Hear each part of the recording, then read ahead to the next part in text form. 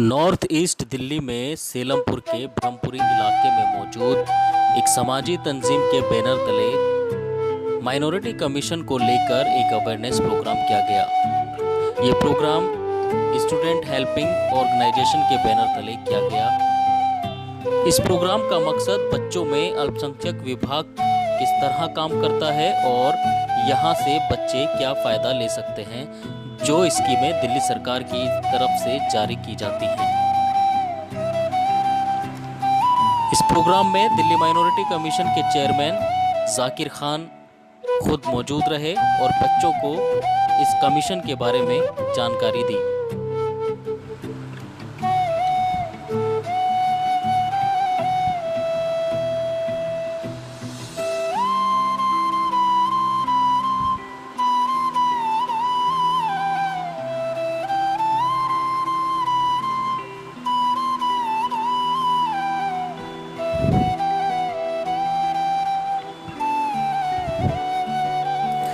साथ ही तंजीम से जुड़े लोग भी इसमें मौजूद रहे और अपने अपने ख्यालात पेश किए।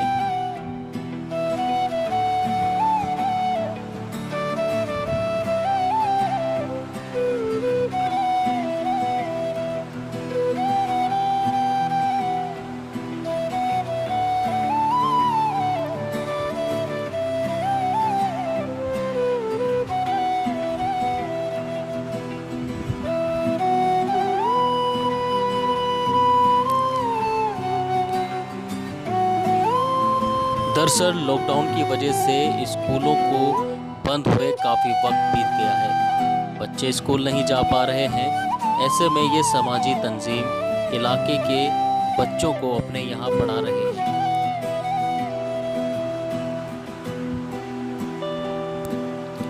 तस्वीरों में आप देख सकते हैं यहाँ जो कंप्यूटर क्लास है वो लगाई जाती है। बच्चों को कंप्यूटर चलाना सिखाया जा रहा है। बच्चे कंप्यूटर सीखकर कितना खुश हैं और क्या कहते हैं बच्चे, वो सुनवाते हैं आपको।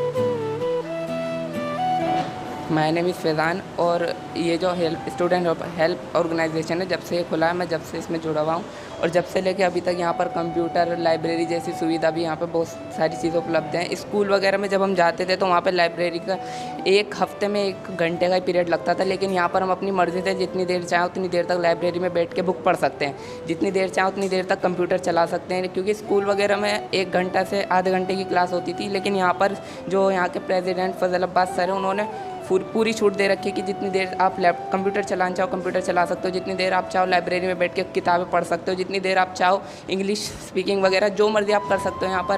तो ये बात सर की बहुत अच्छी है और सर ने कहा है कि मंडे से स्पोर्ट्स भी चालू करा देंगे और स्पोर्ट्स में जिन बच्चों को रुचि है उसकी भी पूरी सहायता कर रहे हैं। तो बस मैं ये कहना चाहूँगा कि स्टूडेंट हेल्प ऑर्गेनाइजेशन ने बच्चों की बहुत ज़्यादा हेल्प करी है। My name is Fatima.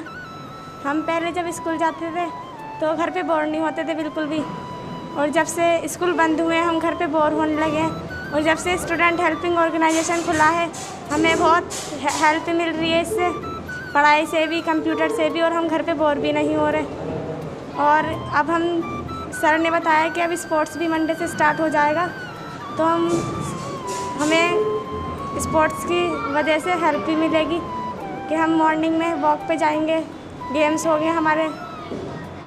Hello, my name is फलक। मैं यही कहना चाहूँगी कि जब से हम स्टूडेंट हेल्पिंग ऑर्गेनाइजेशंस में आ रहे हैं तो हमारा थोड़ा यहाँ पे दिल बहल रहा है। घर पे हम बोर ही रहते थे और सुबह लेट से भी उठते थे, और जब से यहाँ आ रहे हैं तो सुबह जल्दी भी उठे हैं और हमारी कुछ आदत में डिफरेंट वो भी आ रहा है, इसलिए हमें बहुत अच्छा लग रहा है यहाँ आके। और यहाँ पे सबसे अच्छी बात यह है कि हमें कंप्यूटर सिखाया जा रहा है। ये बताना चाहता हूँ कि यहाँ पर जब से मैं आया हूँ तो इंग्लिश मुझसे हल्की हल्की आया करती थी, तो अब पूरी यानी कि बिल्कुल फिट हूँ मैं इस टाइम पर। फजल सर हैं हमारे, उन्होंने सिखाया मुझे, बिल्कुल यानी कि सुविधा उपलब्ध सब मिली है यहाँ पर मुझे। और यानी कि जैसे कि लॉकडाउन लगा हुआ था, उसमें पढ़ाई बिल्कुल बंद हुई पड़ी थी हमारी, ट्यूशन भी यानी कि उसमें पैसे का इंतज़ाम नहीं था, तो यहाँ पर आया हूँ तो यहाँ पर बिल्कुल फ्री सुविधा है।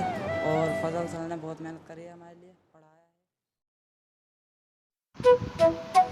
कोरोना वायरस की वजह से जिस तरह इस बीमारी ने देश को बहुत पीछे पहुंचा दिया है, तो वहीं पढ़ने वाले बच्चों का भी मुस्तकबिल खतरे में पड़ता दिखाई दे रहा है।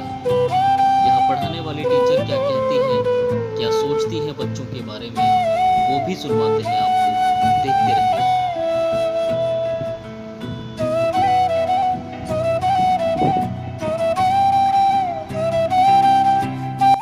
My name is Shumaila. और कुछ बच्चों की मेंटली डिस्टर्ब भी हो रहा है, क्योंकि घर में रह के बच्चे कुछ नहीं करते, सिर्फ टीवी खेलना। बच्चों को मेंटली डिस्टर्ब की वजह से घर वाले भी डिस्टर्ब हैं कि क्या करें। पर यहाँ पे जो एनजीओ है, इस एनजीओ में बच्चे आ रहे हैं। एक चीज़ नहीं, काफ़ी चीज़ें हैं यहाँ पे जो बच्चों का टाइम भी इंक्लूड हो रहा है, और पेरेंट्स भी थोड़े से ये चीज़ से फ्री हैं कि बच्चा हमारा कुछ ना कुछ तो पढ़ रहा है। अब स्कूल नहीं है, कुछ भी बंद है, तो यहाँ पे ये चीज़ है कि ऑल सब्जेक्ट्स बच्चों को पढ़ाया जाता है, nursery to 12, and computer classes हैं, लाइब्रेरी है, इंग्लिश स्पीकिंग है। हर कैटेगरी के बच्चे के लिए हर चीज़ है यहाँ पे अवेलेबल, ताकि बच्चा कोई चीज़ यहाँ से मायूस होकर ना लौटे कि हमें अगर कंप्यूटर सीखना है तो कंप्यूटर भी है, बुक्स रीड करनी है, लाइब्रेरी भी है, ट्यूशन पढ़ना है तो ऑल सब्जेक्ट्स की टीचर्स भी हैं। My name is Bushra. मैं 7th और 8th क्लास की टीचर हूँ। बच्चों को ऑल सब्जेक्ट पढ़ाती हूँ मैं। हमारे एनजीओ में बच्चे बहुत ज़्यादा इम्प्रूव हो रहे हैं पहले के अकॉर्डिंग। बाकी और भी एनजीओ खुले हुए हैं यहाँ पे, बट उसके कंपेयर हमारे एनजीओ में बच्चे रेगुलर आते हैं, प्रेजेंट रहते हैं। लॉकडाउन के बाद बच्चों में बहुत ज़्यादा वीक हो चुके हैं। 7th 8th के अकॉर्डिंग उतना नहीं आता। हमने बेसिक से स्टार्ट किया था, लेकिन अभी तक बहुत हो चुका है 3 मंथ में। अभी बच्चों पे इम्प्रूव दिख रहा है कंप्यूटर कोर्स में, हर चीज़ में। हमारे एनजीओ में फैसिलिटीज़ बहुत हैं, लाइब्रेरी, कंप्यूटर, स्पोर्ट्स, और बच्चे दिल लगाकर आते हैं, प्रेजेंट रहते हैं, हर चीज़ में एक्टिव रहते हैं। टाइम टू टाइम सुबह 9 बजे से लेकर 1 बजे तक बैक टू बैक क्लास ले रहे हैं, मन लगा रहे हैं। उन्हें देखकर हमारा भी दिल करता है फिर पढ़ाने का। My name is Rahila and I am the teacher of this institute and हम लोग बेसिक लेकर चल रहे हैं। जो बच्चे जो स्कूल नहीं जा सकते, फ़ीस अफोर्ड नहीं कर सकते, उनके लिए बहुत ज़्यादा बेनिफिट हैं यहाँ पे। हम लोग बेसिक लेकर चल रहे हैं। बेसिक में बहुत सारी चीज़ें होती हैं, यहाँ कंप्यूटर क्लासेस भी हैं, इंग्लिश स्पीकिंग भी स्टार्ट हो गई है जो फजल सर सिखा रहे हैं। और बेसिक में बहुत सारी चीज़ें आती हैं। काफ़ी वीक हैं बच्चे, जो 2 साल के स्कूल का इफ़ेक्ट पड़ा है, स्कूल बंद हैं, इस वजह से काफ़ी इम्प्रूवमेंट देखने को भी मिला है बच्चों के अंदर। टीचर्स भी काफ़ी हार्ड वर्किंग हैं, काफ़ी अपने एफ़र्ट्स डाल रहे हैं बच्चों के अंदर सिखाने के लिए, पढ़ाने के लिए। मुस्लिम्स लोग में काफ़ी मतलब प्रॉब्लम्स देखी जाती हैं कि बच्चे लॉकडाउन चल रहा है, ना पढ़े तो भी ठीक है पढ़े, but it's very affected on the future. इसलिए पढ़ाना ज़रूरी है, चाहे वो फ्री ऑफ कॉस्ट हो या फ़ी पे करके हो, इसलिए पढ़ाना ज़्यादा ज़रूरी है, क्योंकि आगे फ्यूचर में बच्चे यही काम आएंगे जो पढ़ते हैं लिखते हैं। बेसिक स्ट्रॉन्ग होगा तो वही बेनिफिट है, फ्यूचर भी स्ट्रॉन्ग होगा आगे जाके। तो it's very important to studies and. My name is Shadab Malik. क्या सिखा रहे हैं बच्चों में कंप्यूटर में, और कितना ज़रूरी बन चुका है जो कंप्यूटर चलाना आना चाहिए सीखना? आज के टाइम में बहुत ही ज़्यादा ज़रूरत है कंप्यूटर की। सब चीज़ें कंप्यूटर से रिलेटेड है, एवरीथिंग।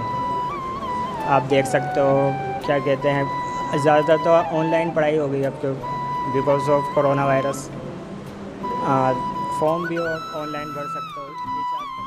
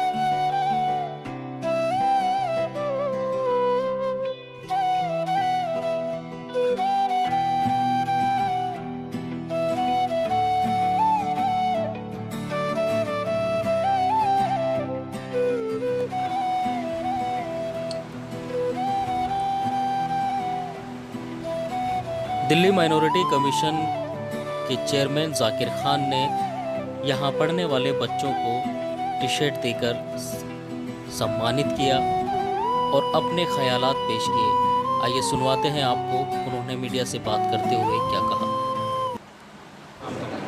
स्टूडेंट हेल्पिंग ऑर्गेनाइजिंग के जो NGO द्वारा ये प्रोग्राम किया गया है, मैं सभी प्रेसिडेंट साहब का, ट्रेज़र साहब का, सबका मैं धन्यवाद करना चाहूँगा कि वह इस तरीके के प्रोग्राम बच्चों के लिए कर रहे हैं। बच्चों की पढ़ाई के लिए तकरीबन कोई 350 स्टूडेंट्स फ्री ऑफ कॉस्ट इस इंस्टीट्यूट में बच्चे पढ़ रहे हैं, जिनसे किसी तरह की कोई फ़ीस नहीं ली जाती और ये सब अपने जेब से चलाते हैं, खर्चे से, अपनी जेब के खर्चे से, और सब मिलके इस इंस्टीट्यूट को चला रहे हैं। और बहुत सी ऑर्गेनाइजेशन ऐसी हैं जो NGOs हैं जो सरकार से फ़ंड लेती हैं और उनके माध्यम से चलाती हैं, मगर ये अपने आप में बहुत बड़ी बात है कि अपनी जेब से खर्च करके बच्चों की तालीम के ऊपर, बच्चों के लिए जो बच्चों को तालीम चाहिए, जो बच्चे पढ़ नहीं सकते, गरीब बच्चे हैं जो ट्यूशन देने के भी उनके पास पैसे नहीं है, ऐसे बच्चों को घर से निकाल कर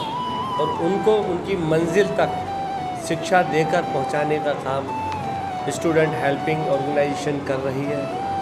इसके अलावा मैं ये कहना चाहूँगा कि दिल्ली सरकार द्वारा जो गठित अल्पसंख्यक आयोग है, उनके भी बहुत सारे ऐसे प्रोग्राम हैं जो NGOs के माध्यम से हम चलाने के लिए उनको देते हैं। चाहे आप उसमें कंप्यूटर ट्रेनिंग का प्रोग्राम हो, सिलाई, कढ़ाई, बुनाई, कटिंग का, टेलरिंग का, इस तरीके का कोई प्रोग्राम हो, या जूट बैग बनाने का प्रोग्राम है, मोबाइल रिपेयरिंग का प्रोग्राम हो, या हुनर, जो बच्चों को पढ़ाई के साथ साथ हुनर से जोड़े, रोज़गार से जोड़े, इस तरीके के NGOs कोई भी प्रोग्राम हमारे पास लेके आना चाहती है, हम उन NGOs को भी इनवाइट करते हैं, उन NGOs को भी दावत देते हैं कि आप अल्पसंख्यक में आइए, ऐसे प्रोग्राम के फेडिस्ट बनाइए जहाँ पे बच्चों के उत्थान के लिए, बच्चों को रोज़गार दिलाने के लिए ऐसे हुनर के जो ज़रूरत है, जिस हुनर की, उस हुनर को NGOs अगर सिखाने का काम करेंगे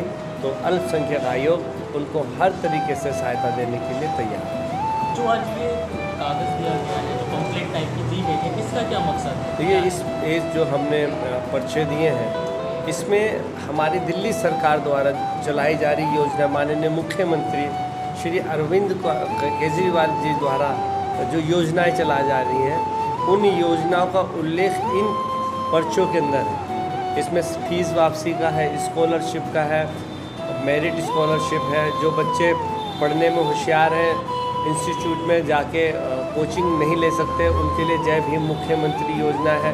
आपको 50,000 से लेकर 10 लाख रुपए तक का लोन चाहिए उसके लिए भी इसके फॉर्म के अंदर जिक्र है। जो बच्चे विदेश में पढ़ना चाहते हैं उनके लिए भी है इसके अंदर जिक्र। जो कोई अपना कारोबार शुरू करना चाहते हैं, उन पर पैसे नहीं है, उनको भी सरकार कारोबार करने के लिए लोन देती है, उसके अंदर भी इसके अंदर सारी जानकारी है।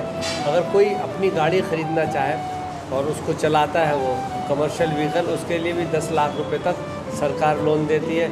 ऐसी बहुत सारी योजनाएं जो अल्पसंख्यकों के उत्थान के लिए, अल्पसंख्यकों के लिए आगे बढ़ाने के लिए हैं, उन सारे योजनाओं का उल्लेख इन पर्चों के अंदर है। मैं इसलिए दिया है बच्चों को ये पर्चे कि इन पर्चों को पढ़ें, सारी योजनाओं की जानकारी लें, अपने समाज में, आपके आस पड़ोस के अंदर अपने जो मिलने जुलने वाले हैं। एक ट्यूशन फीस वापसी योजना की, जो बच्चे प्राइवेट स्कूल में पढ़ते हैं 3 लाख रुपए तक का उनका इनकम सर्टिफिकेट बना के साल के अंत में वो बच्चे अपना एक फॉर्म भरेंगे। उस फॉर्म के भरने के बाद में उसकी शर्त यह है कि 70% उसकी उपस्थिति होनी चाहिए क्लास के अंदर, 50% अंक होने चाहिए और 3 लाख रुपए तक का इनकम सर्टिफिकेट बनवाना है। और सरकार जो उनको 48,000 रुपये तक बच्चों को फीस वापसी योजना के तहत उनके अकाउंट में पैसे वापस भेजते हैं। स्पोर्ट्स को लेकर के जिस तरीके से केजरीवाल जी ने शुरुआत करने का जो है इरादा किया है, इसमें किस तरीके से जो आप काम करेंगे माइनॉरिटी के बच्चों को किस तरीके से जुड़ेंगे? देखिए, हम मेरा अपना एक प्रोग्राम भी है कि जो माइनॉरिटीज़ के बच्चे, जो माइनॉरिटी के बच्चे हैं, उसमें मुस्लिम हैं, सिख हैं, बुद्धिस्ट हैं, जैन हैं, पारसी हैं, ऐसे बच्चों का भी हम एक कंपटीशन कराएंगे माइनॉरिटीज़ के बच्चों का, ताकि उनकी प्रतिभा निकल के आगे आए और ऐसे होनहार बच्चों को जहाँ पे भी वो अपनी ट्रेनिंग लेना चाहेंगे, अल्पसंख्यक आयोग उनकी पूरी हर तरीके से मदद करेगा। अच्छा, जो बच्चे माइनॉरिटी में से हैं और स्पोर्ट्स में अच्छा नाम रोशन कर चुके हैं देश का भी और अपने मुल्क का भी, ऐसे लोगों को अभी लाभ नहीं मिला है। कुछ बच्चे हैं ऐसे जो रुके हुए हैं, उनके लिए माइनॉरिटी देखिए, हमारे पास किसी प्रकार की भी कोई आवेदन आता है और जानकारी आती है कि उनको क्या परेशानी है, तो हम अपने संख्यान में ले सकते हैं। वो सिर्फ दिल्ली के लिए, दिल्ली से बाहर के लिए नहीं ले सकते। अगर यूपी का है तो यूपी अल्पसंख्यक आयोग देखेगा, और या फिर नेशनल माइनॉरिटी कमीशन जो है वो हर तरीके पूरे हिंदुस्तान में किसी भी सूबे पे जानकारी इकट्ठी करके और उसके लिए कर सकते। दिल्ली अल्पसंख्यक आयोग दिल्ली वालों के लिए है। यहाँ पे अगर इस तरीके के कोई भी व्यक्ति हैं जिन्होंने बहुत नाम रोशन किया है, उस तरीके के कोई भी व्यक्ति, कोई भी स्टूडेंट्स जो बहुत अच्छा हो और जिसने काफ़ी नाम रोशन किया हो दिल्ली का, हिंदुस्तान का, वो माइनॉरिटीज़ के, मेरी गुजारिश है कि वो ऐसे बच्चे हमारे पास आएँ और हमें आवेदन दें, ताकि हम उसको संज्ञान में लेके सरकार को अवगत कराएं, माननीय मुख्यमंत्री श्री अरविंद केजरीवाल जी को अवगत कराएं। उनका निर्देश है, हमारे साथ जब मीटिंग होती है माननीय मुख्यमंत्री श्री अरविंद केजरीवाल जी का, उनका सिर्फ और सिर्फ यही कहना है कि माइनॉरिटीज़ के लिए आप जितना काम करें करते रहें। किसी प्रकार की कोई भी आपको सजेशन है या आप कमीशन कोई रिपोर्ट बना के देती है, उस रिपोर्ट में सच्चाई होगी तो दिल्ली सरकार उस पर तुरंत कार्रवाई करेगी और फ़ायदे से जो भी कोई उनको फ़ायदे मिलेंगे हम देंगे। सबसे पहले तो मैं ये कहूँगा, जो एहतियातन तदाबीर हैं, जो कोशिशें हैं, जैसे मास्क लगाना, डिस्टेंस रखना, ये सारी चीज़ें ये देखो बहुत ज़्यादा ज़रूरी है। उसके अलावा बाहर के जितने भी जंक फूड्स हैं ये हैं, इनसे आप परहेज़ रखें सारे बच्चे। और जितने बच्चे स्कूल से बचे हुए हैं, क्योंकि स्कूल सारे बंद हैं, हमने अपनी ये NGOs वगैरह चला रखी है। इसके अंदर हम अपने बच्चों को बिज़ी रखना चाहते हैं, तालीम देना चाहते हैं। उससे उनके जो वक्त गुजरेगा उसके अंदर उन्हें ये बेनिफिट होगा कि एक उनका फ्यूचर के अंदर उनका मुस्तकबिल भी बनेगा और हेल्थ भी उनकी महफूज रहेगी, उनकी हेल्थ में कोई फ़र्क नहीं पड़ेगा।